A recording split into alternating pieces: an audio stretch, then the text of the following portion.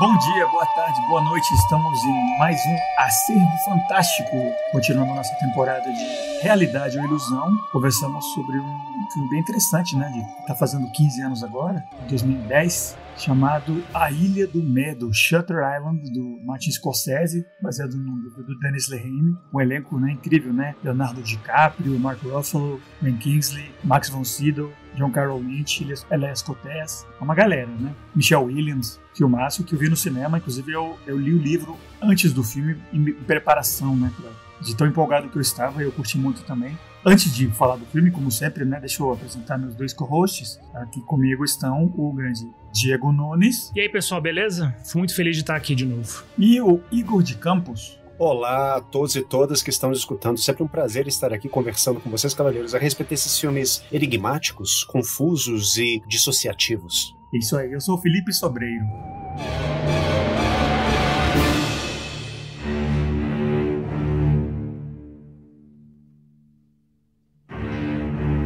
Mas então, o filme da vez, né? Shutter Island, né? Neo-noir de 2010. Primeiro filme, assim, mais... Eu diria que chega a ser de terror, às vezes, do Scorsese, né? Ele já fez alguns thrillers, já fez O Cabo do Medo e tal. Filmes com muita violência em alguns dos casos dele, mas nunca sabe terror, que eu acho que esse filme consegue. Tem umas cenas bem pesadas. É um filme que se passa nos anos 50 nos Estados Unidos. É um agente que está chegando num hospício que fica numa ilha onde uma prisioneira fugiu e ele é um marshal, né? Um tipo de policial que tem lá. Inclusive tem aquele filme US Marshals que Tommy Lee Jones fez, continuando o Fugitivo, que é esse mesmo tipo de policial, assim, que é tipo um policial federal americano que não responde à cidade ou ao estado, né? Então ele vai lá ajudar o caso e tal. Ele encontra um parceiro novo dele, que é o Mark Ruffalo, no barco. Já de cara um filme muito confuso, assim, você entende que ele era um veterano da Segunda Guerra Mundial, que ele tem uma certa história com lidar com nazistas, de lidar com liberação de campos de concentração. Tem umas imagens, né, de gente sendo liberada, gente morta, os presos, né, os judeus. Tem uma série de imagens, né, crianças. A gente descobre que a mulher dele morreu também no incêndio, parece. E na medida que ele vai lidando com esse pessoal do hospital, né, o Ben Kingsley, que é o diretor, tem os outros médicos lá, o Max von Sydow. Tem uma série de mistérios que vão se um em cima do outro. Não adianta nem começar a falar muito dos detalhes, porque é um rocambole, assim, de mistérios, de portas fechadas e coisas que não ficam claras e tal. Só pra gente adiantar aqui, né? Eventualmente a gente descobre... Ele tem muita paranoia também com o que está acontecendo nessa ilha ou não está acontecendo. Ele suspeita de coisas.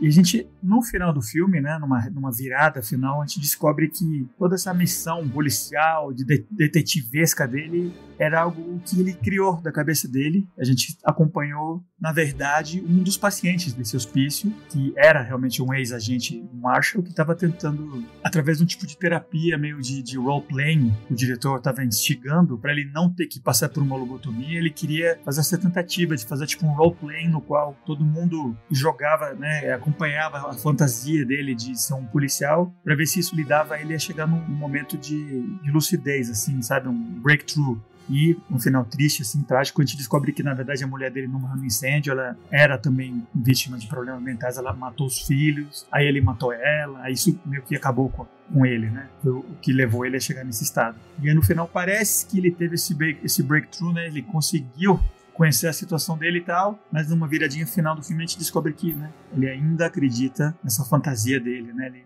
entra em confidência, assim, ele fala pro parceiro, entre aspas, dele, o Mark Ruffalo, olha, a gente vai sair dessa ilha de alguma maneira, a gente vai descobrir o que tá rolando aqui, né? Porque o Mark Ruffalo é o psiquiatra pessoal que lida com ele e se fez passar pelo parceiro, né? Só que aí no final a gente descobre que na verdade não deu certo esse tratamento meio experimental, meio teatral, né? E o filme acaba com o DiCaprio indo na direção de uma clínica lá, num lugar onde ele vai passar pela lobotomia, né? Tragicamente. É isso a história, né? Um filme com twist, é um filme de muita atmosfera, a vibe do filme é incrível, né? O Scorsese, ele puxou de muitos filmes da juventude dele, que influenciaram ele, de meados do século, filme noir, esses antigos dramas de detetive, só que com essa pegada dele, eu acho que o filme é lindíssimo, a edição é incrível da editora, né, normal dele, né?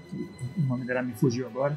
Thelma Schoonmaker. Thelma Schoonmaker, isso. Que ele usou umas músicas clássicas, assim, muito tensas. E a atuação, né? O elenco é espetacular, né? E só para já adiantar, a minha história, na expectativa do filme, eu corri atrás do livro do Dennis Lehane, assim, esses filmes de literatura meio de aeroporto, que o pessoal diz, né, esses paperbacks, só que eu achei super bem escrito e legal. O único defeito é que ele estragou o filme, né, porque quando você assiste o filme, você vai acompanhando essa aventura do protagonista, mas quando você chega no final, tem aquela revelação toda e tal, se você lê o livro primeiro que nem eu, você assiste o filme já sabendo, né? Mas acho que o filme é tão bem feito, tão bom, as atuações são tão boas que mesmo assim, é um filme que vale muito a pena até você sabendo dessa viradinha do final do filme, né? Bom, agora que a gente já falou do trama e da minha experiência pessoal, deixa eu perguntar para os meus amigos aqui, qual a história que vocês têm com a Ilha do Medo, por exemplo? Igor, você já tinha assistido antes? Olá, Filipão. Já tinha assistido esse filme antes e assisti esse filme no cinema, quando ele foi lançado em 2010. Se não me engano, eu assisti com alguém. Pode ser um devaneio, uma alucinação da minha cabeça, né? Mas eu lembro claramente de alguém do meu lado.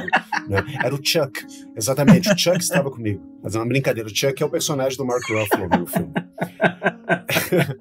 Mas eu confesso uma coisa pra vocês, assim, quando eu assisti esse filme pela primeira vez, eu não gostei muito dele. Quer dizer, eu tenho que dizer uma coisa a respeito desses filmões. E quando eu falo filmão, eu tô falando aqui dessas grandes produções cinematográficas hollywoodianas, de grandes diretores já renomados. Acho que Martin Scorsese é o maior deles, ou um dos maiores deles. Eu tenho um probleminha, assim, com esses filmes, que é, você vê um filme desses, né, é obviamente uma grande produção, com excelentes atores, tem grandes atuações, a cinematografia é belíssima, a trilha sonora é perfeita, a história é muito bem bolada, geralmente são adaptações de livros, ou então são roteiros muito bem escritos. E quando você assiste esse cinemão, eu, pelo menos, às vezes me sinto, como fã de cinema, eu me sinto um pouco na obrigação de ter que gostar desses filmes, o que me deixa com uma sensação meio estranha. Então, por exemplo, isso aconteceu com o último filme do Scorsese que eu assisti, aquele que no Brasil ele tem um título, Os Assassinos da Lua das Flores, isso aqui em inglês é The Killers of the Flower Moon, um título muito bonito, inclusive. Pois é, eu não tenho nada negativo pra falar desse filme, sabe? Grandes atuações e a história é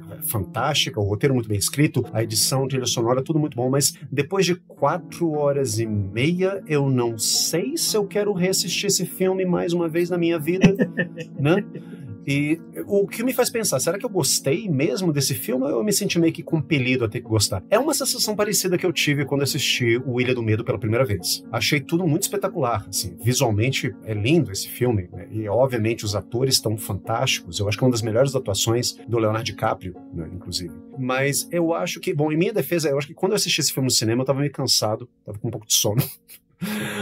Não cheguei a cochilar no meio do filme, mas eu lembro de ficar muito cansado e ficar meio, sabe, que horas que esse filme vai acabar, meu Deus. Aí ele acaba, lembrando, a gente até já falou sobre isso, né, nos anos 90 e no começo dos anos 2000, né, Hollywood começou a lançar vários filmes com esse tema. A realidade não existe, então a realidade como a gente conhece não existe. E geralmente no final desses filmes tinha um plot twist que fazia você questionar tudo que havia acontecido até então na história do filme, né. Acho que Clube da Luta é um ótimo exemplo, Matrix talvez seja o melhor exemplo disso, né, como a gente já citou antes, 13º Andar, tem vários filmes dessa leva que falam sobre esse tema. Então, quando o Ilha do Medo saiu, eu imaginei, o Scorsese ele tá fazendo, eu acho que uma década mais tarde, né, uma década atrasado, uma coisa que Hollywood já fez a rodo. Pra quê? Então, não é dizendo que eu não gostei, mas eu saí com uma impressão meio... Scorsese talvez não precisava ter feito esse filme, né? Eu acho que não acrescenta muita coisa a cinematografia dele. Mas aí agora, pra gente gravar esse episódio, eu reassisti o filme. Mas aí dessa vez eu tava mais descansado, né? Eu assisti num horário mais cedo, né? Com uma xicrinha de café do lado. E já estava mais bem disposto, né, mais predisposto, né, para assistir o filme, e eu amei esse filme. Eu achei ele belíssimo. Eu tinha lido na internet que algumas pessoas, assim, esse filme ele não é uma unanimidade. Muita gente não gosta desse filme. Vários críticos que eu li na internet falam que ele é possivelmente o filme mais fraco do Martin Scorsese. Eu discordo completamente disso. Eu achei o filme belíssimo, não apenas visualmente falando, né, mas isso é uma impressão que eu já tinha tido, né, da primeira vez que eu vi o filme, mas a história me comoveu muito.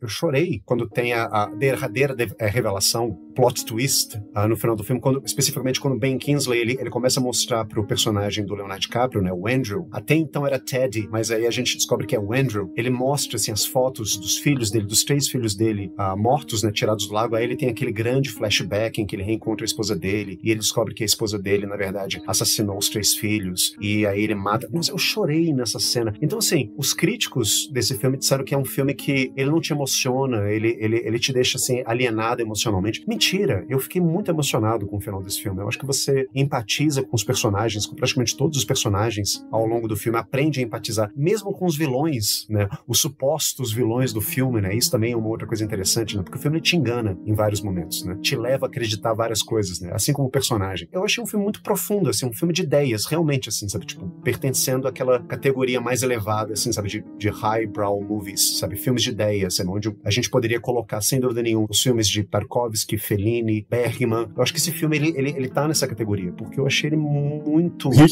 filosófico. Hitchcock também, perfeito. Muito filosófico, muito profundo, muito poético também, em certos momentos. E a minha história é essa, assim, ansioso pra falar com vocês a respeito desse filme, porque eu fiquei agradavelmente surpreso em reassistir esse filme. Não esperava que eu fosse gostar tanto dele, assim. E recomendo aquelas pessoas que talvez, não sei, tenham lido alguma coisa a respeito desse filme e talvez topassem com o mesmo tipo de crítica que eu topei, sabe? Não é um filme menor do Scorsese. Não, desconsiderem isso e dêem uma chance a esse filme, porque é um filme muito bom, acho que vale a pena ser assistido. Assistido e reassistido, porque eu acho que um dos prazeres dele é justamente você vê-lo e depois você voltar a vê-lo pra você começar a prestar atenção em certos detalhes, né, que são bem interessantes, né? Mas a gente vai falar sobre isso ao longo da nossa conversa hoje. Sim, sim. E tem filmes que tem twist que meio que estraga, né? Depois você não... Mas esse aqui não, eu acho que é um filme interessante ver a construção dele, que mesmo sabendo o que vai acontecer, vale a pena se assistir de novo, né? No meu caso foi, né? E você, Diego, você já tinha assistido? Como é que é? Eu tinha assistido o filme, no cinema também, claro, e tinha amado o filme, né?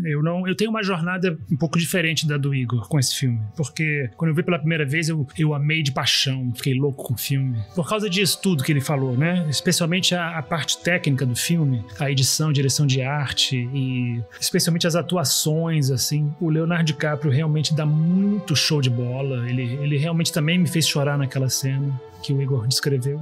E todos os atores do filme são de muitíssima, altíssima categoria, né? São todos, acho que praticamente todos já foram indicados ou já ganharam o Oscar, assim, sabe? Que participam os principais papéis, assim. É um calibre muito alto. E também concordo com o Igor, né?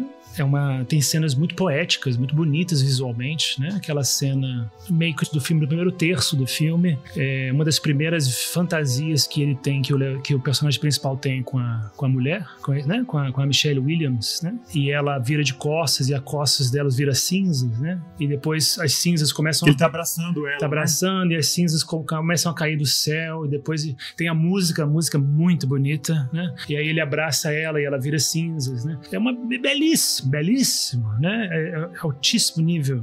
Muito bom gosto, muito bonito. Também meio quase chorei nessa cena. Então amei. Mas quando eu assisti agora eu assisti depois, é claro, né? É meio ritual meu, né? Eu assisto o filme no cinema e depois, quase logo quando sai pra vídeo, eu vejo de novo em casa. Mas aí fui ver agora só de novo, né? Talvez tenha sido só a terceira vez que eu vi esse filme pro podcast, né? E eu fiquei pensando, assim, que eu acho ele obra-prima, assim, mas eu consigo ver coisas nele que talvez nem sejam dignos de crítica, né? Mas eu acho que, por exemplo, se você pensar bem, o roteiro do filme, o enredo, é meio de noir mesmo, meio quase um filme B, se fosse feito por mãos menos capazes, eu acho, né? Por atores menos capazes.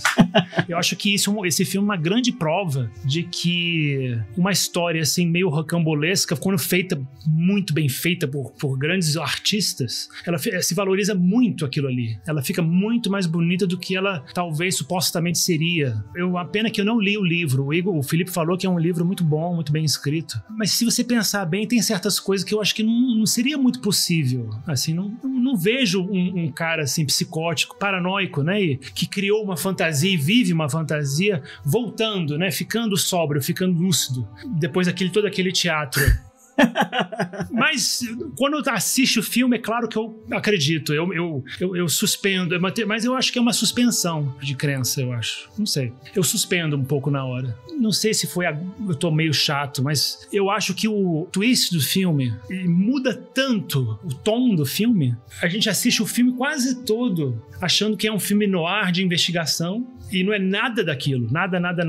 Então, eu acho que a diferença é bem grande sabe? Então, eu acho até natural. Eu também, como o Igor, também li críticas, né? E tem gente que realmente se sentiu muito manipulado, muito enganado pelo filme. É meio que quase um Shyamalan, assim, porra, você tá vendo A Vila, é um filme, e aí no final é outra coisa, completamente diferente. Não é a mesma coisa que A Vila, eu acho que não. Mas eu acho que é um tipo de filme que talvez, quando você assiste várias vezes, não é tão legal quanto da primeira vez, ou da segunda vez. Porque sabendo tudo sobre a história, sabe? É legal, é divertido apontar e ver as dicas que o Scorsese dá, né, pra você durante o filme, mas eu não acho top 5 do Scorsese, não. Mas é lindo, eu acho maravilhoso do mesmo jeito.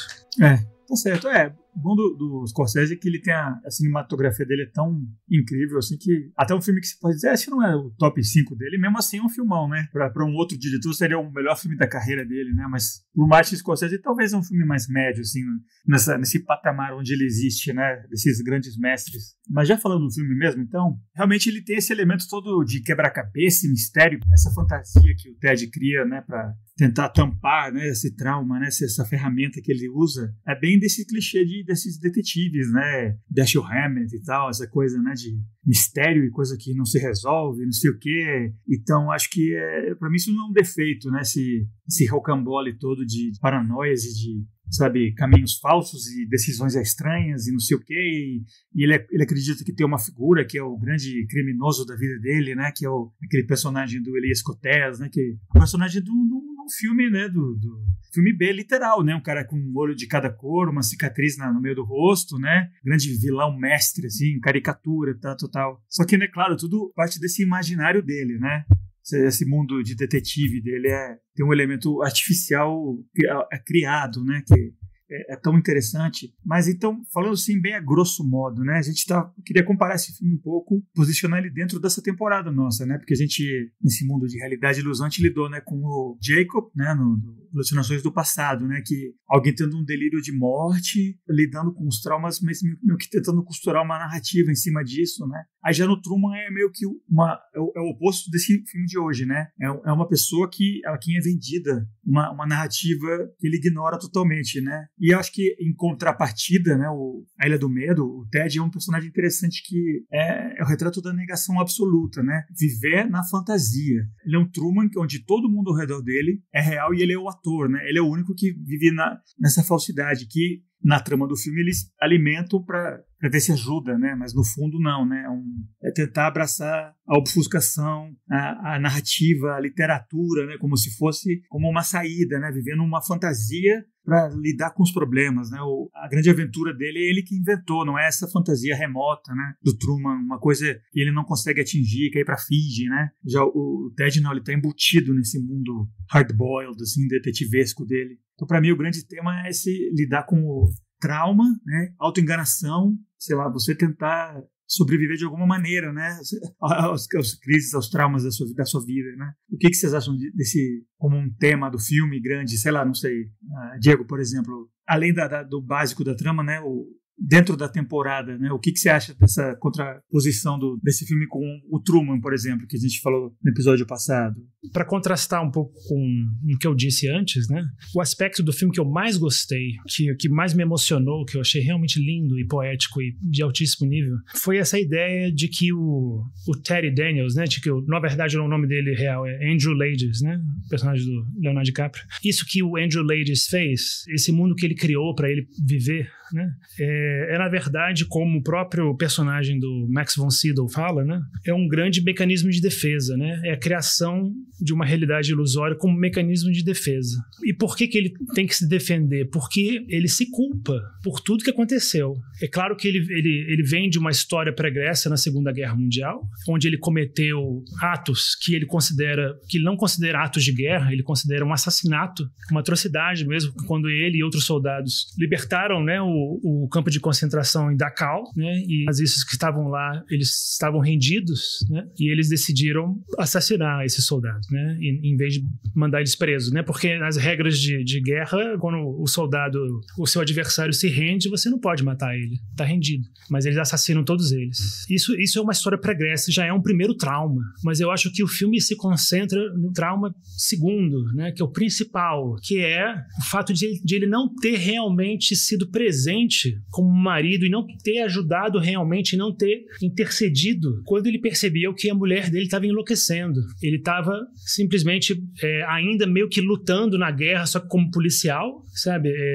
Revivendo, claro, esse trauma primeiro, né? Na guerra, né? Ainda em guerra, sabe? E na rua o tempo todo e alcoólatra, completamente levado pelo vício, né? Pela bebida. Não era nem o marido, nem o pai presente, apesar de amar muito a mulher e os filhos. Então, quando ele vê que a mulher chega num nível máximo, né? Um nível terrível de loucura e de depressão e de abandono, a ponto de matar os filhos, ele se sente muito responsável por ela ter matado os filhos. Muito responsável por isso. E depois, obviamente, né? Ele comete o ato que é mais horroroso, mais horrendo pra ele, né? Que ele mata a própria esposa.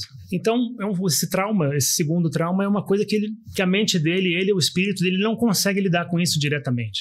É tão terrível que ele tem que realmente, o mecanismo de defesa dele é criar um mundo fantástico onde ele poder ser um homem diferente, para ele poder voltar a ser um marido legal. Tanto é que a personalidade dele, Teddy Daniels, não fuma e não bebe. E tá sempre reencontrando a mulher. Ele precisa muito dessa chance. A fantasia principal dele é querer ter uma segunda chance com ela, com a esposa. Ele queria tanto poder voltar no tempo. E isso eu achei lindo. Isso é a coisa que eu mais amei no filme. Certamente. É interessante que ele não só apagou o trauma, né? Como poderia ter sido uma outra história, talvez ele simplesmente apaga. Né? Ele criou uma outra pessoa. O Ted, né? Não tem mais o Andrew. Não, o Andrew é outra coisa agora. Ele é uma outra pessoa que não tem filhos, que a mulher morreu num incêndio, não tem nada a ver com nada. Então não é nem mais ele desassociou totalmente. Eu ainda tô pensando aqui o que o Teddy tem a ver com o Truman, apesar dos dois terem os nomes que começam com a letra T, né? Não sei se um pode ser um anagrama do outro, né? Mas aí eu tô sendo paranoico que nem o personagem do filme, né? Assim, sabe? Teddy, vai que aparece um Ben Kingsley, assim, sabe? Teddy equals Truman, e eu, meu Deus, são a mesma pessoa. É mais uma persona do Andrew. Então, Andrew equals Teddy equals Truman. Mas, enfim, isso é pra gente ficar pensando mesmo, assim. Eu ainda não cheguei a nenhuma conclusão, mas concordo com isso que o Diego tá falando, né? Eu só queria acrescentar que esse mecanismo de defesa é um mecanismo de defesa que se faz necessário porque, assim, uma das coisas que eu observei... De fato, o Andrew, ele tem essas duas situações traumáticas no passado dele. Uma delas é quando eles estavam limpando o campo de concentração de Dachau, né? E todas as coisas que ele vê, que ele presencia, que ele experiencia, né, nessa situação, e depois o processo de enlouquecimento da esposa dele que leva ela a matar os 3 filhos do casal, e o que faz também com que ele assassine a própria esposa. Esse mecanismo de defesa do Andrew, ele é necessário porque o Andrew, ele é uma pessoa que tem uma visão muito maniqueísta do mundo, né, e o filme aqui e ali, ele vai te dando umas pinceladas, né, do que seria, né, o que está por trás dessa visão dele, né. O Andrew, por exemplo, ele não tem empatia com as pessoas, ele vive num mundo em que ou você é um herói, ou você é um homem bom, ou você é um monstro, ou você é um vilão. Então, por exemplo, quando ele acaba de chegar no hospital psiquiátrico e o personagem do Ben Kingsley, o Dr. Cowley, fala para ele que se eles não conseguem curar os pacientes desse hospital, pelo menos eles tentam oferecer a eles um momento de calma, uma paz de espírito, né, que outros hospitais não se preocupariam em dar para eles. E aí o personagem do Leonardo DiCaprio fala assim, mas todos esses criminosos que estão aqui são pessoas que mataram outras pessoas, então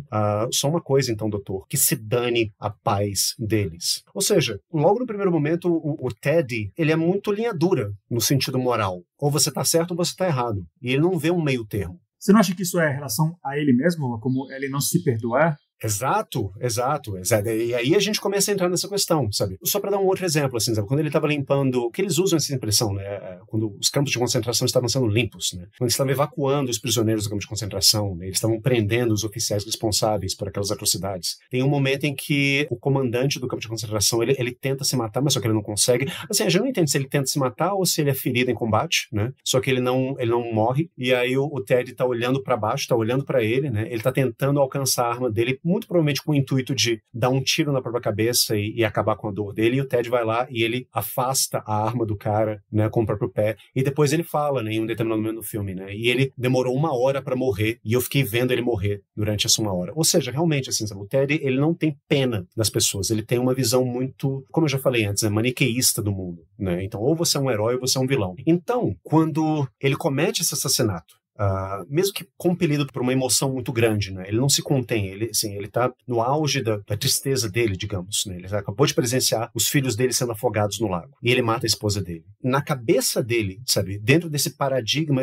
dentro do qual ele vive, ele se torna um vilão, ele é um homem mau, porque como é que eu posso me considerar um homem bom, sendo que, bom, eu fiz todas aquelas coisas lá na Polônia, eu acho que, se não me engano, o campo de concentração que eles tomam é na Polônia, né, Dachau. Como é que eu posso continuar vivendo como sendo um homem bom, sendo que eu fiz todas aquelas coisas durante a Segunda Guerra Mundial e sendo que eu acabei de assassinar minha própria esposa? Não tem como. Eu acho que o fato dele matar a esposa é tipo o ápice, mas não foi o pior.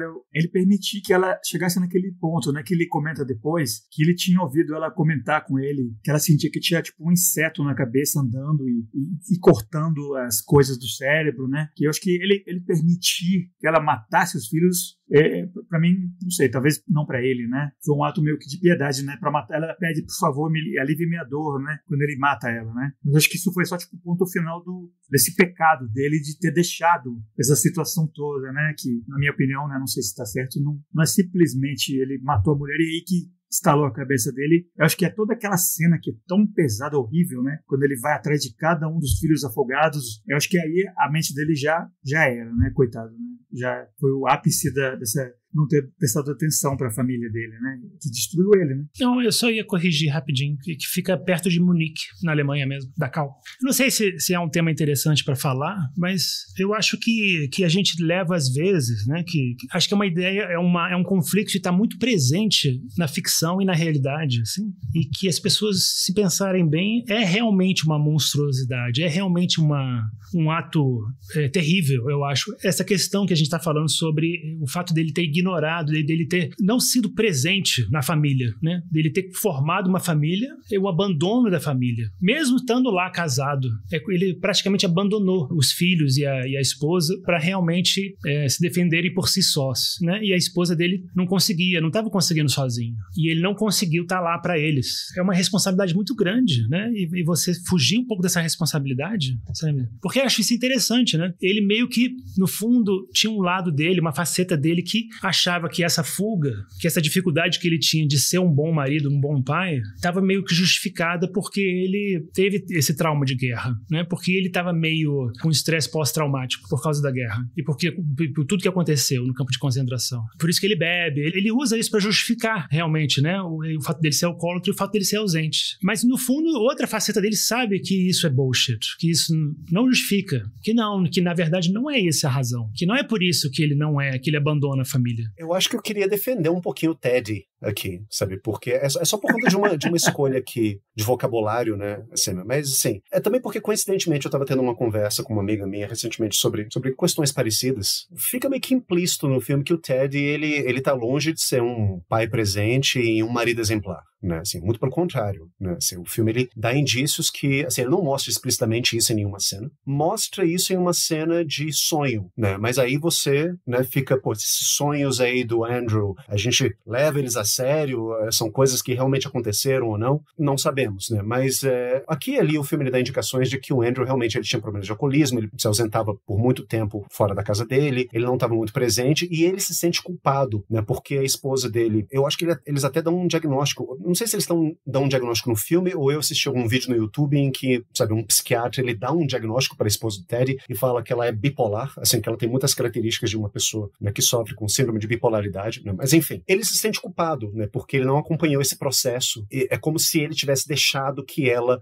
matasse as crianças no final das contas. É como ele se sente. Eu não vou dizer assim, não, realmente, a culpa é dele. Ele se sente assim. Cabe ao público julgar ou não o personagem. A minha cisma aqui é só com essa palavra assim, escolha. Aí ele escolheu ser ausente e abandonar. Uma pessoa traumatizada, que sofre com problemas mentais e está lidando com certas questões pesadas, tipo alcoolismo, não escolhe em nenhum momento ser um mau pai ou um marido ausente. Muitas vezes essa pessoa está sendo vítima de uma série de tensões e emoções que tomam o controle da psique dela e impedem que ela performe certos papéis de forma saudável, como, por exemplo, o papel de pai e o papel de marido. Então, eu acho, não sei, você dá pro Ted uma certa racionalidade muito possante nessa hora. Assim, olha, ele escolheu abandonar a esposa. Ele não escolheu abandonar a esposa. Tanto é que a esposa afoga os filhos no lago porque ele, na tentativa de fazer alguma coisa que agradasse a esposa e que melhorasse a vida familiar dele, depois ele descobriu a grandíssima bobagem, né, de se mudar para uma casa do lago, porque no lago, supostamente, ela se sentiria mais calma. Eu acho que eles falam isso em algum momento do filme, assim, sabe? Tipo, a gente até saiu da cidade, a gente saiu de Nova York e comprei uma casa do lago onde ela pudesse se sentir melhor. Então, assim, sabe? Ele fez coisas também para poder salvar a vida familiar dele. O que aconteceu realmente, aí que tá, é porque o que eu acho que acontece, o que acontece com ele é realmente uma tragédia, ou seja, no sentido em que ele não teve forças para poder fazer diferente. Eu acho que é essa a definição de tragédia mesmo. As circunstâncias acontecem de forma que o protagonista, ele não consegue, sabe? Tipo, Édipo não tem escolha, assim, sabe? Tipo, eu acho que eu vou ter um outro destino, porque esse destino aí de dormir com a mãe e matar o meu pai é meio chato, né? Então eu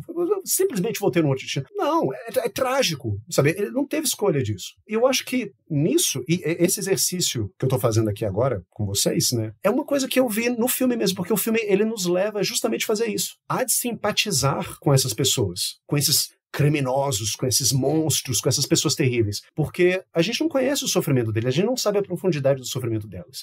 Essa é a lógica do personagem do Ben Kingsley. A gente poderia simplesmente dar um remedinho, dar uma terapia coaching aí, só tipo, olha, acredite, seja responsável, faça isso, acorde de manhã, ou então fazer uma lobotomiazinha neles aí, tipo, usar todo um processo terapêutico que apela para o lado racional do ser humano, e você melhora, você deixa de ser violento, você deixa de ser doido. Sendo que não é assim. Você empatiza com essas pessoas, você vê que por trás do criminoso violento, do alcoólatra, do pai ausente, do mau marido, tem um ser humano em estado de sofrimento muito grande, que está lidando com uma série de questões que estão imobilizando aquela pessoa e estão incapacitando aquela pessoa de performar certos papéis sociais que de outra forma ela estaria fazendo, sabe? Mas que ela não está fazendo justamente porque ela é uma pessoa traumatizada e é uma pessoa, como o próprio Max von Sydow usa em um determinado momento do filme, é uma pessoa ferida, wounded. Então, eu não sei, eu empatizo com o Ted um pouquinho e o Ted se sente culpado da morte dos filhos dele, mas eu não culpo ele, não. Eu acho que depois de ter passado por Dachau, é complicado, depois você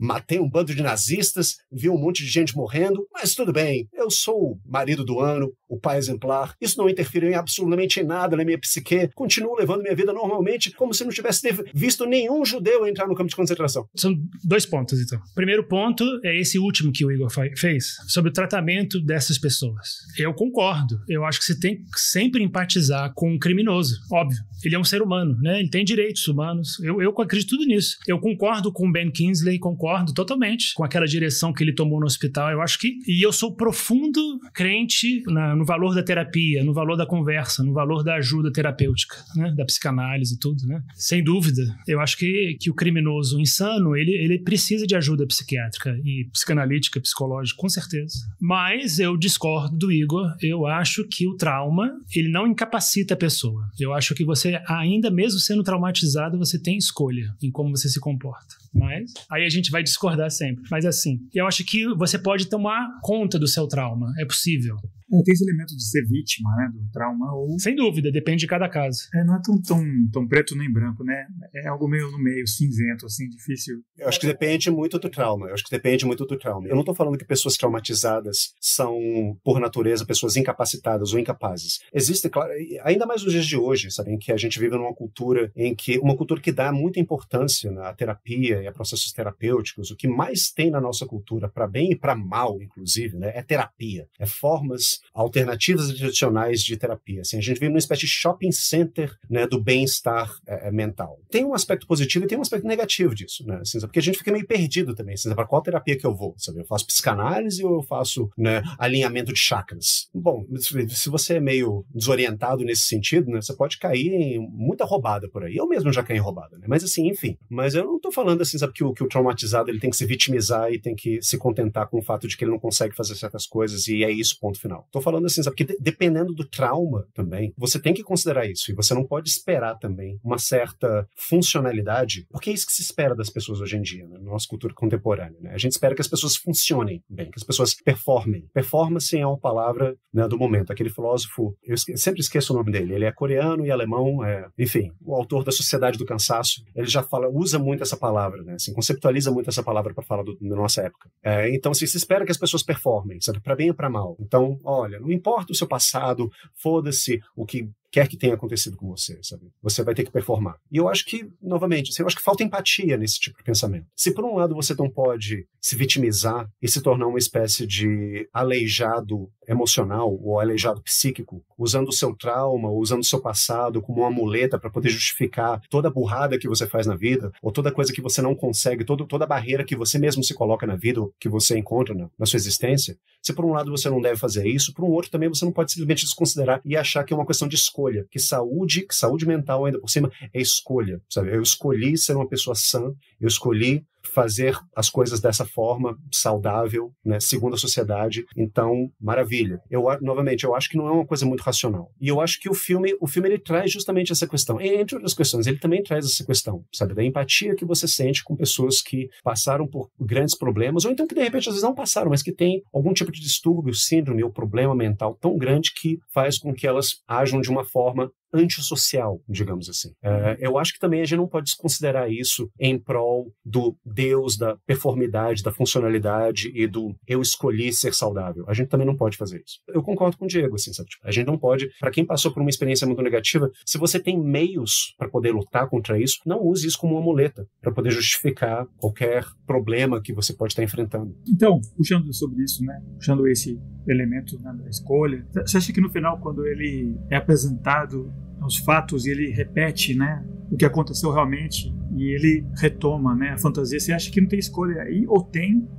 Simplesmente trauma é muito grande e foda-se, ele vai voltar sempre a esse mundo de delírio dele, então vão ter que fazer mesmo, na visão da medicina da época, fazer a lobotomia? Ou ele testemunhar de maneira clara o que aconteceu de verdade, ele escolhe viver na fantasia? O que para vocês? Ou é ambíguo? Não sei. Eu não sei se tem tanta ambiguidade assim. Pra mim, ficou meio claro que ele voltou à lucidez depois de todo aquele processo e que ele, no dia seguinte, ele escolheu, eu falando de escolha de novo, ele escolheu a lobotomia. Ele falou que se ele fosse obrigado a viver com a consciência de tudo o que aconteceu, se ele fosse forçado a lembrar pra sempre de tudo que aconteceu, né, e tivesse que lidar com isso, né, e fazer o luto disso e trabalhar com isso, né, ele falou, não, eu não vou fazer isso, é muito horrível, não consigo, né, então eu prefiro morrer como um homem bom do que viver como um monstro. Pra mim foi isso. Já que ele saiu da fantasia, né, testemunhou a realidade dele, ele abraçou essa saída da lobotomia para voltar a apagar a cabeça dele, né, meio que se entregou ao procedimento como uma maneira de continuar não lidando, né, eu não conseguia viver com isso, né, com esse conhecimento. Eu preferi voltar ao delírio. Eu achei isso trágico, igual o Igor falou, eu achei bem trágico isso. Hiper trágico, um final super triste. Sim, não, começa com uma triviazinha aqui. Se não me engano, essa questão, né, que ele coloca, né, o que vale mais, né, o que é melhor, você morrer como um homem bom ou você continuar vivendo como um monstro? Se não me engano, isso foi um adendo da roteirista. E o autor do livro, né, pro autor do livro, não há nenhuma ambiguidade. Ele regride no final da história, ele volta a achar que ele é o Teddy, e aí ele se vê forçado a fazer lobotomia. Mas aí, o fato deles terem inserido essa pergunta no finalzinho do filme, de fato dá uma ambiguidade pra coisa toda, né? Porque você não sabe se ele regrediu ou não, né? Ele pode ter regredido, mas ele pode estar fingindo que ele regrediu. Também existe isso. E aí, dá a entender que ele opta por fazer essa lobotomia como uma espécie de suicídio simbólico. No sentido em que, olha, eu não quero continuar vivendo, não quero continuar vivendo como um monstro. Eu discordo um pouquinho de uma coisa que não é bem discordar, assim, sabe? Mas assim, eu só acrescentaria uma coisa, assim, sabe, que o Diego falou, porque essa monstruosidade não tá só no fato em ter que lidar com o luto de que ele perdeu a esposa e de que todas as coisas horríveis aconteceram na vida dele. Tá ligado ao fato de que ele tem uma visão muito maniqueísta do mundo. O que é um monstro pra ele? O monstro é esse criminoso insano que tá no hospital. Pra ele ser monstro. Parece que ele ainda não enxerga o ser humano em estado de sofrimento por trás desses supostos monstros, né, que estão lá internados no hospital. Ele ainda acha que aquelas pessoas, são doidas, cometeram atos horríveis, e é isso mesmo, elas têm que sofrer e têm que ser punidas. Não tem que ficar passando pano pra elas, não. O que faria delas monstros. Não é a visão que o Ben Kingsley, que o personagem do Ben Kingsley tem. Ele não vê os pacientes como monstros. De forma alguma. Ele vê como pessoas que precisam de ajuda. Mas o Andrew, ele ainda não vê as coisas dessa forma. Então ele ainda acredita que ele é um monstro. E ele quer justamente matar esse monstro. Eu quero matar. Já que o Andrew Ladies não existe fisicamente, já que ele não é o Elias Koteas, né, no filme, e ele não pode literalmente matá-lo, então ele vai matar o Andrew Ladies de forma simbólica, né, através dessa lobotomia. Porque o Andrew Ladies seria um monstro, né? Apesar disso, ele não olha nesse ponto, o Diego, ele tá muito certo. Ele não quer olhar para o próprio sofrimento dele. E a não olhar para o próprio sofrimento dele, ele ainda enxerga a si mesmo como sendo um monstro. Então, tem que matar essa galera. E não sei se isso é exatamente trágico, porque, novamente, assim, eu sou levado a pensar que a tragédia é quando realmente você não tem escolha. E o Andrew, no final, ele escolhe essa morte simbólica dele, sabe? Ele escolhe a lobotomia. E você vê que ele vai tranquilo pra lá. Ele não vai arrastado, meu Deus, não sei o que vai. Não, sabe? Tipo, ele vai de bom grado, sabe? Os médicos estão lá, né? Todo mundo tá lá, e ele vai pacífico lá pro farol, né? Onde supostamente esse tipo de experimento aconteceria. Então, pra mim, pro Diego, é um final trágico, mas pra você é um final feliz. É um final feliz porque ele consegue aquilo que ele tava querendo, que era matar o Andrew Ladies. Pronto, mas ele não consegue lidar com o trauma dele, né? A tragédia é essa. Não, né? Ele não consegue lidar com o trauma dele. Ele não lida com o trauma dele. A história que ele narrava pra ele mesmo, nossa, eu sou o herói, eu sou um Marshall aqui, eu tô atrás do vilão Andrew Ladies que eu tenho que imobilizar e matar. Essa é a história do filme noir, né? Você tem um personagem bom que tá atrás do personagem mau, e o desfecho feliz é quando o personagem bom mata o personagem mau, manda ele pra cadeia, manda ele pro inferno, e é isso, acabou o filme, vitoriosos. Então, de certa forma, o Andrew, ele ganha o filme, né, no final do filme. Eu queria comentar um elemento da imagem do psiquiatra, né, que geralmente nos filmes o psiquiatra é sempre meio que vilanizado. Eu achei legal que nesse o Ben Kingsley é uma figura que está tentando ajudar ele, né? E quem é mais perto do Ted no filme é o psiquiatra que ele mais suspeita, né? Que é o Max von Sydow, aquele alemão, que ele, inclusive, ele tem uma cena lá que estão inundando lá a clínica e o Ben Kingsley diz, pelo amor de Deus, tem que soltar essa galera toda, e senão eles vão se afogar. E o Max von Sydow, que nem o DiCaprio, diz, por mim tava todo mundo amarrado lá no porão e foda-se, né? Então realmente quem ele mais odiava, quem ele mais suspeitava era o que pensava igual a ele, né? Mas essa figura de empatia que tá tentando ajudar ele, aí ele nem não via na frente dele, né? Mas eu acho que essa cena é uma armação ainda pro personagem, né? Aquela cena é toda armada. Então a gente não pode esquecer que aquela tempestade não estava acontecendo, né? Que a tempestade é aquela velha metáfora, né? Acho que do Freud, inclusive, né? De que o ego é como é que se fosse a instância do dia ensolarado, é tudo calmo, tranquilo, né? E o inconsciente é que tem as tormentas e os furacões, o mar revolto, né? Tanto é que quando ele volta para a consciência dele, né? Quando Anthony Ladies finalmente se reconhece como si, como tal, o dia tá perfeito, né? Tá tudo lindo, tá tudo ensolarado, não tem nada destruído, quebrado. Então eu acho que o fato do médico alemão, do Max von Sydow, ser meio o rival dele, na história, dentro da história, isso tem uma função, né? Ele se colocou mesmo como um inimigo, como arqui-inimigo dele. Tinha que ter algo para fundamentar a paranoia dele, para ele depois descobrir que era só uma paranoia, que não tinha experimentos, que não tinha ninguém nazista ali. Só lembrando isso, mas o que eu ia dizer é o seguinte, que exatamente o Ben Kingsley, né, o personagem dele, né, Dr. Cawley, eu acho, é um médico fantástico, né, ele é um médico à frente do tempo dele, né, ele não acreditava, obviamente ele já sabia que era algo muito absurdo, muito além da conta você utilizar cirurgia como a lobotomia para lidar com um insano, realmente com uma pessoa com uma insanidade muito elevada e muito grave. Mas eu fico pensando assim, no caso do filme, os médicos estão em conflito e não sabem muito bem o que fazer porque ele é um paciente violento, né? Tem esse elemento da violência dentro dele. E isso eu acho que também, assim, pensando um pouco como o Igor falou sobre essa questão do maniqueísmo do personagem, né? Ou você é um herói ou você é um monstro. Na vida real, quem vê de fora sabe que ele não é nem um monstro e nem um homem bom. Ele não é nem o Teddy Daniels, nem o Anthony Ladies, da maneira como ele fazia. Porque eu concordo totalmente com o Igor, é brilhante essa ideia de que ele transformou a personalidade dele em Anthony Ladies, real, num monstro. Tanto é que o Elias Koteas realmente tá uma maquiagem com cicatriz, meio quase Frankenstein, o monstro do Frankenstein, né? Parece o De Niro, o Frankenstein, né?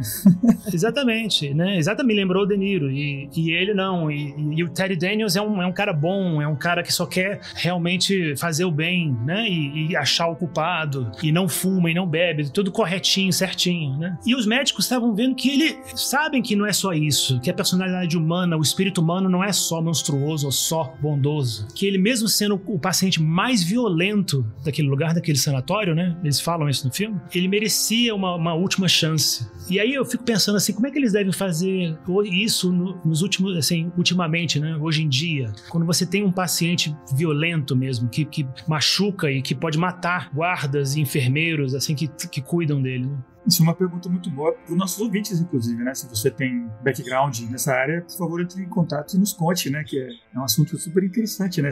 Uma pessoa que vive numa fantasia total, né? Desconectado da realidade, né? Que 2025, como é que você trata isso, né? Que tem que ser de uma maneira humana, mas ao mesmo tempo, né, eu como leigo, né, tá tão removido, né, da minha realidade, alguém que vive num delírio pleno desses, né, eu não saberia nem o que falar para uma pessoa dessas, né. A gente vê que a solução quer dizer, uma solução que não é uma solução, né, na verdade, que é uma falta de solução, né, um sintoma da falta de solução. Para isso aí que vocês estão falando é que o Estado, ele se vê na obrigação, sabe, de ser mais violento que o indivíduo. Moralidade, né, no caso, é a moralidade da violência. No filme tem uma conversa que eu acho extraordinária, que é o momento que o Andrew, ele é resgatado, né, lá do Ward C, por um policial que é o Ted Levine. Silêncio dos Inocentes. Exatamente, que é o Buffalo Bill do Silêncio dos Inocentes. Eu amo esse ator. Eu acho ele fantástico. Só de ele aparecer em qualquer filme, assim, eu já... Ted Levine. E eu acho que a ponta que ele faz nesse filme é ótima. E aí eles estão tendo aquela conversa em que ele fala assim, sabe, tipo, então você tá apreciando os dons de Deus? E ele fala, os dons de Deus? Como assim? Ele fala, você tá apreciando a violência? Aí ele fala assim, não, mas eu não sou violento. Né? Eu falo assim, claro que é. Falo, todos nós somos violentos, né? E Deus ama a violência. Eu acho fantástico esse mini monólogo, né, dele, né? Porque é pequeno, né? Não é monólogo, é um mini solilóquio dele, né? Em que ele fala que a violência está em todo lugar, a violência está na natureza, a violência está em Deus, que inclusive ser violento é uma forma de você honrar essa dádiva que Deus deu pra gente, que é nos fazer violentos. O que talvez responda a essa questão da moralidade, né, de certa forma, assim, sabe? Você é um homem bom ou você é um monstro? Não, você é simplesmente uma pessoa violenta. Todos dois são violentos, né? A única diferença é que a violência de um se impõe sobre a violência do outro, que é justamente aquela falazinha final, assim, sabe? Tipo, se eu fosse morder o seu olho, você resistiria? Aí o personagem do Leonardo DiCaprio olha pra ele, tente, né? Aí eu falo assim, garoto, é disso que eu tô falando. Ou seja, você impor a sua violência contra o outro, esse embate de violências, né? Isso que seria a única e verdadeira, entre aspas, né, moralidade do mundo, né? Não o fato de você ser bom, de você ser ético, ou de você ser mal, de você ser antiético, de você ser criminoso, antissocial, não isso. É simplesmente você saber impor a sua violência. E o Estado faz isso. Isso é bem Scorsese, né? Exatamente, isso é bem Scorsese. Isso é muito Scorsese. Essa questão de quem é mais violento, que todos nós temos a violência dentro de nós e quem ganha é quem realmente projeta mais a violência. E se você pensar nos filmes de máfia dele, né? Mas eu acho que se você for fazer, tipo, um grande ensaio, né, final, um dia que ele morrer, né, que espero que demore muito, né, eu acho que esse fio que une todos os filmes dele, drama, mas pra comédia, tem sempre a violência, tem um elemento de violência, né, que é algo que interessa muito ele, né, não de uma maneira superficial, mas realmente, né, como isso é um motivador presente sempre, né, e é algo independentemente de se o filme se passa no presente, no passado, se é drama, se é ação, se é filme de máfia ou não, tem sempre uma violência, né, nessas interações sociais e até quando a pessoa tá sozinha, né? Um personagem que me lembrou muito o Ted é o próprio Travis, né? Do Taxi Driver, que também é um homem que pós-guerra vive um delírio uma imagem meio né, criada de heroísmo e tal, então esse elemento, né, e sempre com muita violência no meio, né, eu acho que é o que atrai o Scorsese não para explorar e fazer cena de ação, e sim como um tema, né? Quando ele fez o The Irishman, né, o irlandês, eu acho que ele também tratou muito disso, né? Porque o De Niro termina o filme completamente abandonado, isolado, né? Sozinho. Então, é meio que assim, se você não morre antes, cedo, né? Por alguém, se alguém não te assassina, né? Você vai terminar, se você foi um homem violento a sua vida toda, né? E usou a violência para se sobrepor a todos, né? E para subir na vida, você vai terminar, meio que termina assim, né? Abandonado, isolado, assim, né? Ele longe, separado lado da filha, assim, eu achei muito interessante, muito bonito isso que ele mostrou, né? Sem ser moralista. Eu falando, parece que ele tá sendo bem moralista, mas não. O filme, ele deixa tudo isso implícito, né? Bem bonito. É implícito e é uma meditação, né, que ele faz a respeito desse assunto, né? E não simplesmente ser violento é ruim. Essa não é simplesmente o resumo, né? Mas é isso, mas é uma maneira complexa que ele lida, né? Mas artístico, né?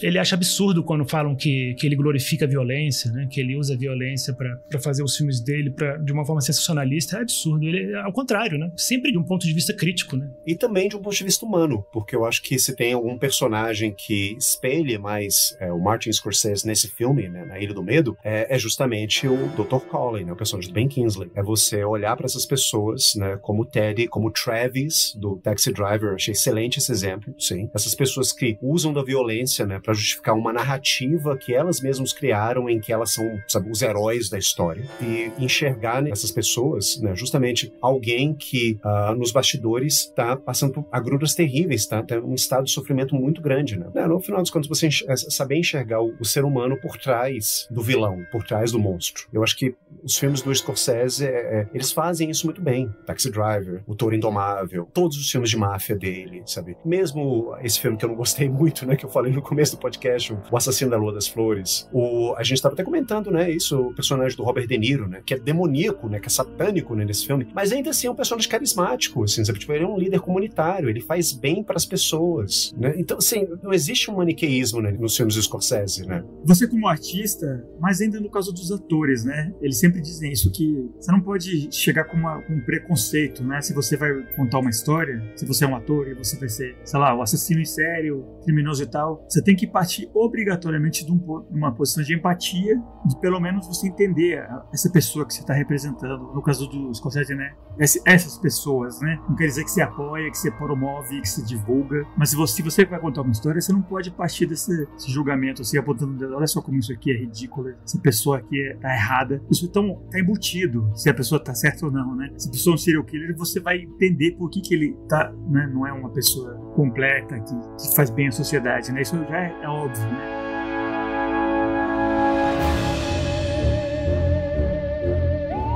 Então, pessoal, esse foi o nosso episódio do A Ilha do Medo, né? A gente tem tanto assunto para falar que, com certeza, após a gravação, a gente vai falar, eu devia ter falado de tal coisa, de tal outra, que a gente sempre faz nos episódios aqui. Mas é isso, né? São filmes muito ricos, inclusive você como ouvinte assista, se você quiser ver com seus amigos, se puder. Você vai ver que se você for ter uma conversa, talvez não tenha nada a ver com o que a gente conversou aqui hoje, né? Porque são experiências subjetivas, né? E nunca vai dar pra você tocar em todos os assuntos, né? Então, se, por exemplo, ficou faltando alguma coisa, a gente falou alguma besteira hoje, entre em contato, deixa um comentário no Instagram, adiciona lá a sua opinião. A gente adora isso, né? Bom, antes da gente falar do próximo filme, de anunciar, né? A gente sempre tem a nossa sessãozinha de dicas da semana, né? Algum filme que nos deu na telha, recomendar, relacionado ou não com o filme do dia, né? Deixa eu perguntar pro Igor. Para aquelas pessoas que gostaram da Ilha do Medo e querem ver outros filmes parecidos, né? Eu recomendaria que aquele que é um dos meus filmes favoritos, que eu assisto esse filme até hoje, assim, sabe, com muito prazer, o que talvez diga o quão necessitado eu estou de terapia e ajuda psicológica, porque é um filme altamente perturbador, mas eu adoro esse filme. Ele se chama A Estrada Perdida, The Lost Highway. É um filme do David Lynch, que é né, para quem escuta o podcast sabe que é um dos meus cineastas favoritos. Eu amo os filmes do David Lynch. Esse particularmente eu gosto muito. É um filme de 1997 com Bill Pullman, Patricia Arquette, Robert Blake, Robert Logg, a grande elenco, sabe? Tem vários atores muito bons nesse filme. E assim como A Ilha do Medo é um filme neo-noir, né? Ou seja, é um filme um pouco mais contemporâneo, apesar de que ele já tem uns quase 30 anos aí de idade, né? Não é um filme noir feito na época de ouro, né, do cinema hollywoodiano, né? Não é um filme dos anos 30 nem dos anos 40, né? É um filme mais recente, né? É isso que eu quero dizer.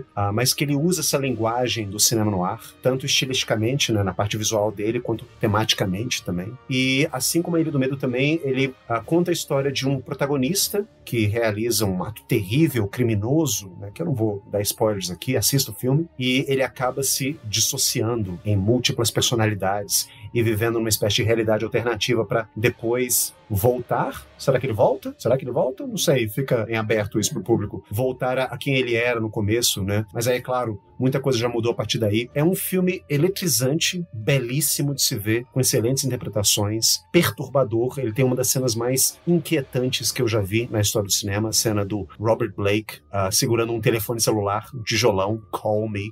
Ligue pra mim, eu estou na sua casa, só discar o seu número. Eu assisti esse filme quando eu tinha 17 anos, né? Eu fiquei arrepiado, né, quando eu vi essa cena. Eu falei, nossa, como assim? Pra mim isso é uma das melhores cenas de horror, né, do cinema. Apesar do filme não ser tecnicamente um filme de horror. Então fica aí, a minha dica é essa, né? Estrada Perdida, do David Lynch, né? Tem uma excelente trilha sonora produzida pelo Nine Inch Nails, pelo Trent Reznor. Trent Reznor, que eu acho que nessa época estava começando ainda a trabalhar no cinema, começando ainda a produzir, a compor trilhas sonoras para filmes, né? Eu acho que essa foi provavelmente uma das primeiras trilhas sonoras dele. Tem de tudo, tem Nine Inch Nails, tem David Bowie, tem Marilyn Manson na trilha sonora. Eu que sou do metal, adoro as músicas desse filme, então minha dica é essa. Muito bom. Realmente o cinema do Lynch é sempre tão inquietante que você pode até classificar como terror um pouco, né? Mesmo sem ser tecnicamente, né? Diego, você tem alguma dica para os nossos ouvintes? Minha dica é para os ouvintes que gostam de filme de investigação policial, que realmente o filme Shutter Island da Ilha do Medo é baseado numa obra do Dennis Lehane, né, como o Felipe tinha falado no início, e que é um ótimo escritor, um ótimo romancista policial. Ele escreveu, inclusive, o romance que deu origem ao filme sobre meninos e lobos, né, o Mystic River, que talvez seja a melhor adaptação da obra dele, dos filmes dele. Lindo filme do Clint, acho que foi Clint Eastwood que dirigiu, né? É do Clint, é um dos melhores dele. Com Champagne, né, Tim Robbins. Então, eu recomendo, que é um filme menos conhecido, né, menos conhecido que o Sobre Meninos e Lobos, né, que é o Gone Baby Gone. Primeiro filme do Ben Affleck como diretor, dirigiu o irmão dele, Casey Affleck, no filme. Tem Morgan Freeman, né, tem aquela mulher linda, maravilhosa, mulher do Ryan Reynolds, Blake Lively. Mas é um ótimo filme policial, é um filme que mostra que o Ben Affleck é um diretor profissional, bom, tem habilidades, né? Não é um grande artista, mas faz filmes altamente bem feitos e bem construídos. Ele realmente acertou mais do que errou, o Ben Affleck, né? Eu acho que o Gone Baby Gone e o que mais? O The Town. The Town é legal. E o Argo são ótimos filmes, né? São bons filmes, muito bons. Então, Gone Baby Gone, assisto. Perfeito. Toda adaptação do Dennis Lehane. Então, a minha dica é também um neo-noir, como é o Estrada Perdida e o próprio Ilha do Medo, mas é um filme que lida com um protagonista que me lembrou muito, né? Que é alguém que tem essa chance de ou lidar com a realidade na qual ele viveria de uma maneira infeliz, ou se entregar e construir uma narrativa meio de detetive na qual ele é o herói, ele tem que desvendar um segredo, um mistério, que é o primeiro grande filme do Christopher Nolan, não é o primeiro que ele lançou, que é o Amnésia, né, o Memento, filme de 2000, que é muito legal, é um filme cuja grande sacada, que o fato pelo qual ele é mais conhecido, é que é um filme contado de trás pra frente, né? Você vê uma cena, depois você vê a cena que veio logo antes dessa, e logo que veio logo antes dessa, e assim até chegar no começo da história, né? Mas o que me fez recomendar esse filme relacionado à Ilha do Medo não é isso, essa jogada de edição interessante, sim o protagonista, né? Que é um personagem que me lembra muito o Ted, que teve um trauma, tem uma coisa com a esposa, e ele, em vez de lidar com isso, ele constrói essa fantasia de detetive, onde tem um mistério, onde tem um suspense, onde ele tem um inimigo que ele tem que correr atrás, tudo para criar uma justificativa, né, para a vida dele pós esse trauma, né? É um filme muito bom, tá completando 25 anos agora, incrivelmente, caraca, hiper recomendado para vocês. E acho que é um filme mais conhecido, né, mas eu acho que fazia tanto sentido juntar ele com a Ilha do Medo que eu tô recomendando para vocês de boaça aqui agora. Mas então é isso, pessoal. Esse foi o nosso episódio, nossas dicas. E continuando a nossa temporada, né, de Realidade ou Ilusão, vamos falar do filme mais cinearte agora, filme mais antigo, filme sueco, acredito. Já tô falando besteira. Esse aqui é do Ingmar Bergman. Um filme com quem? Um personagem desse filme de hoje, um ator, Max von Sydow. É o protagonista do nosso próximo filme, A Hora do Lobo, do Bergman. Filmaço. Eu vi uma vez e me chocou muito, assim. Não é um filme chocante, mas é um filme... Todos os filmes do Bergman são muito profundos, né? Então me marcou, assim, mas eu nunca mais revi. Eu adorei, 5 estrelas, mas eu não revi ele. Eu quero ver de novo, eu tô bem empolgado. Pro próximo episódio a gente conversar sobre A Hora do Lobo, do Bergman. E é isso, galera. Bora dar tchau então pros ouvintes. Grande Igor de Campos. Gente, obrigado pela audiência, obrigado para todos e todas que tiveram a paciência de escutar nossa conversa. Senhores, eu adorei a conversa que a gente teve hoje. A opinião de vocês só acrescenta. Obrigado por essa oportunidade de fazer rever o Ilha do Medo, né? Porque realmente eu tinha assistido só em 2010 e não tinha gostado tanto, mas graças à sua recomendação, Felidão, eu pude reassistir esse filme e eu amei esse filme, então valeu demais. E nossa, ansiosíssimo para falar sobre A Hora do Lobo. Eu amo esse filme de paixão, né? Esse ano, inclusive, eu já reassisti esse filme. Vou assistir mais uma vez ele pra gente gravar esse episódio do podcast. Recomendo a todos e todas que ainda não viram esse filme, que corram e assistam esse filme, que eu acho que, sabe, Bergman não tem erro. E esse filme também, eu acho que tá no top 5 da filmografia dele, na minha modesta opinião, né? Então, é isso. Deixo um abraço para todos que nos escutaram. Gente, como sempre, sabe, sigam a gente no Instagram e no Spotify. E é isso. Um grande abraço. Até a próxima. Isso aí. Pois é, o de hoje foi minha dica. Espero que vocês tenham curtido, viu? Grande Diego. Boa tchau. Abraço pra todos, muito empolgado pra ver pela primeira vez A Hora do Lobo. Empolgadíssimo pro próximo episódio. Fantástico. Vejo vocês lá, hein? Abração. Falou, galera. Esperamos você daqui a 2 semanas. Falou!